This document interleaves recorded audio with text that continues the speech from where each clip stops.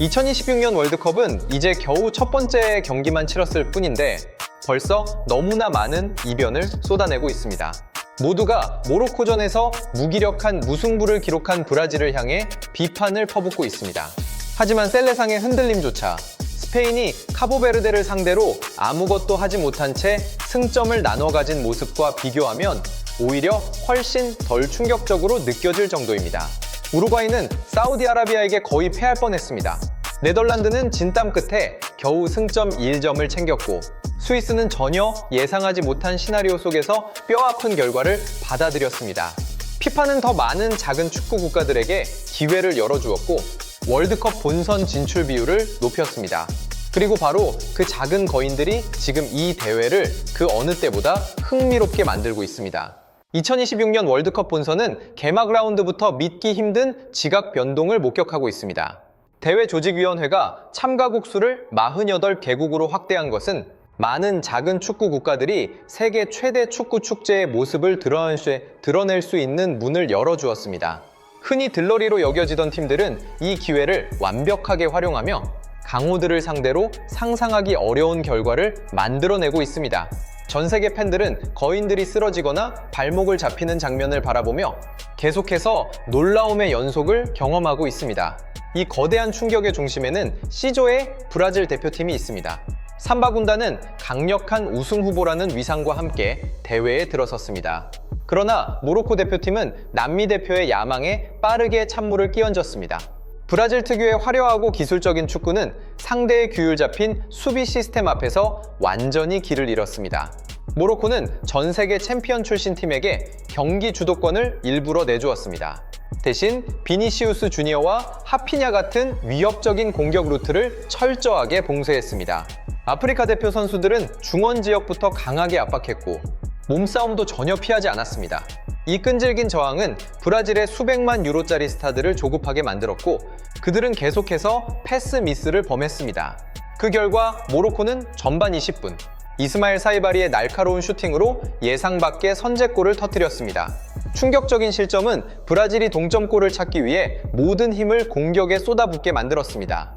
비니시우스 주니어는 전반 31분 결정적인 순간에 빛나며 경기를 다시 원점으로 돌려놓았습니다. 하지만 카를로 안첼로티 감독의 제자들이 해낼 수 있었던 것은 거기까지였습니다. 모로코의 수비진은 남은 시간 내내 서로를 완벽하게 커버하며 뛰어난 조직력을 보여주었습니다. 골키퍼 야신 부누는 상대의 날카로운 슈팅을 연달아 막아냈습니다. 1대1 무승부는 경기 흐름을 그대로 반영한 결과였고 삼바 군단에게는 굴욕적인 첫 번째 미끄러짐으로 기록되었습니다. 이 경기는 브라질이 낮게 내려선 수비 블록을 상대할 때 안고 있는 약점을 분명하게 드러냈습니다. 브라질의 미끄러짐은 올해 대회에서 이어질 충격적인 결과들의 도화선이 되었습니다. 스페인 대표팀 역시 H조 첫 경기에서 비슷한 실망스러운 결과를 받아들여야 했습니다. 유럽 챔피언은 월드컵에 처음 출전한 신입생 카보베르데를 상대로 완전히 무기력했습니다. 스페인 선수들은 압도적인 점유율을 가져갔고 경기 내내 계속해서 상대 골문을 두드렸습니다. 그러나 아프리카 팀의 끈질긴 수비는 모든 기회를 지워버렸습니다. 골키퍼 보지냐는 무려 7차례의 결정적인 선방을 펼치며 카보베르데의 골문을 끝까지 지켜냈고 우승 후보를 상대로 역사적인 무승부를 만들어냈습니다. 또 다른 거대한 충격은 B조에서 등장했습니다. 스위스 대표팀은 아시아의 카타르와 맞붙었습니다. 스위스는 전반 내내 완벽하게 경기를 지배했고 브릴 엠볼로의 페널티킥으로 일찌감치 앞서 나갔습니다. 그들은 볼 점유율 75%를 기록했지만 후반에 수많은 결정적인 기회를 허무하게 날려버렸습니다. 카타르는 끈기 있게 수비 후 역습 전략을 유지했고 마지막 순간 상대를 응징했습니다. 후반 추가 시간 4분 부알렘 쿠키의 문전 헤더가 터지며 서아시아 대표에게 숨막히는 1대1 무승부를 안겼습니다. 같은 시점에서 호주 대표팀은 튀르키예를 상대로 설득력 있는 승리를 거두며 기적 같은 이야기를 써내려갔습니다. 유럽 대표 튀르키예는 압둘카디르 웨미르를 중심으로 최정예 라인업을 꺼내들고 승점 3점을 노렸습니다. 하지만 호주의 젊은 골키퍼 조가우치는 상대의 날카로운 슈팅 8개를 막아내며 골문을 지켰습니다. 전반 27분 젊은 공격수 네스토리 이랑쿤다가 선제골을 터뜨렸고 후반에는 코너 메칼프가 쐐기골을 기록하며 호주의 이 대형 승리를 완성했습니다. 올해 대회의 다른 강호들 역시 약체로 평가받던 팀들의 거센 도전에 고전하고 있습니다. 벨기에 대표팀은 까다로운 이집트의 경기 운영을 상대로 하마터면 쓴맛을 볼 뻔했습니다. 한편 일본 대표팀은 네덜란드를 상대로 극적인 추격전을 펼친 끝에 2대2 무승부를 만들어냈습니다. 작은 팀들의 끈질긴 저항은 북미에서 열리는 이번 대회에 완전히 새로운 얼굴을 부여하고 있습니다. 이름값이 크지 않은 선수들은 더 이상 유명세나 수백만 유로짜리 스쿼드의 몸값을 두려워하지 않습니다. 규율 잡힌 전술, 끝까지 포기하지 않는 투지, 그리고 골키퍼들의 눈부신 활약이 그들이 이변을 만드는 핵심 열쇠가 되고 있습니다. 이 팀들의 경기는 세계 축구의 수준 차이가 눈에 띄게 좁혀지고 있음을 증명합니다. 폭풍처럼 몰아친 개막 라운드는 세계 최정상급 대표팀들에게 매우 예측하기 어려운 대회를 예고하고 있습니다. 월드컵에서 작은 팀이 거인을 넘어뜨리는 이야기는 어느 대회에나 있었습니다. 하지만 2026년 월드컵 조별리그 첫 경기부터 강호들이 발목을 잡히는 횟수가 이렇게 급격하게 늘어난 것은 분명 특별한 현상입니다. 이것이 바로 처음으로 48개 팀 체제로 확대된 월드컵의 재미이며 축구가 서로 더 가까워지고 있다는 강력한 증거입니다. 2026년 월드컵 본선에서 연이어 등장하는 동화 같은 이야기들은 단순한 일시적 행운의 결과가 아닙니다. 세계 축구 전문가들은 이 충격적인 흐름을 현대 축구의 결정적인 변화가 만들어낸 필연적인 결과로 바라보고 있습니다. 이번 대회에서 가장 낮게 평가받던 팀들은 전 세계를 향해 완전히 새로운 얼굴을 증명하고 있습니다. 그들은 더 이상 강호들이 편하게 몰아치고 골득실을 쌓아 올리는 불쌍한 들러리 역할에 머물지 않습니다. 우선 올해 대회의 흐름은 세계 축구 국가들 사이의 수준 차이가 그 어느 때보다 가까워지고 있다는 분명한 현실을 확인시켜줍니다. 세계 축구 지도 위의 모든 나라들이 함께 발전하고 있습니다. 그리고 그 공통된 발전 흐름 속에서 오히려 작은 팀들이 가장 뚜렷하고 강력한 성장세를 보여주고 있습니다. 그들은 과거의 거대한 격차를 전 세계 현대 축구 지식에 빠르게 접근하는 방식으로 줄여나가고 있습니다. 축구 변방의 국가협회들은 이제 선진적인 훈련 방법과 데이터 분석 기술을 실제 현장에 쉽게 적용하고 있습니다. 인터넷의 보급과 국제 표준에 맞춘 지도자 교육 과정은 전술적 사고의 경계를 흐리게 만들었습니다.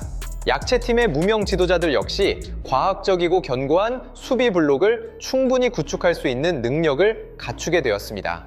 이러한 현대 전술 시스템은 유럽이나 남미 슈퍼스타들의 비싼 공격 아이디어를 완전히 무력화하는 힘이 되고 있습니다.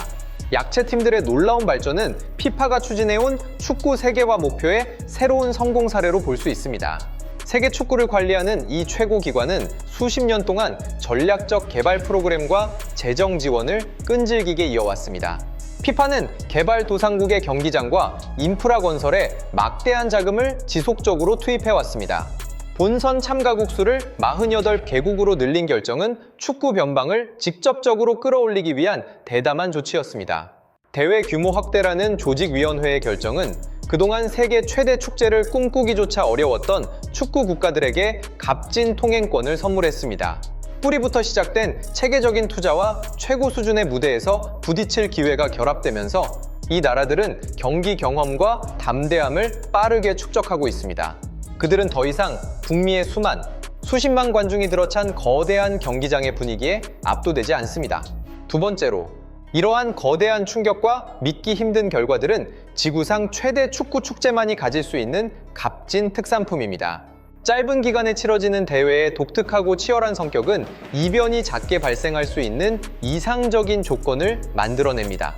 각 대표팀은 조별리그에서 단 3경기만을 통해 자신의 정체성을 모두 보여주고 다음 라운드로 향할 기회를 찾아야 합니다. 이 엄청난 시간 압박은 팀들이 대회 첫 순간부터 모든 에너지를 쏟아붓게 만듭니다. 작은 팀들에게는 대체로 성적에 대한 무거운 부담이 없기 때문에 훨씬 더 편안한 마음가짐으로 경기에 나설 수 있습니다. 그들은 축구 강국들처럼 긴 여정을 계산하거나 토너먼트를 위해 체력을 아끼거나 수백만 유로짜리 선수들의 다리를 보호할 필요가 없습니다. 신입생 팀이나 작은 팀들의 대회 목표는 때때로 짧디 짧은 조별리그 3경기에만 집중되어 있습니다.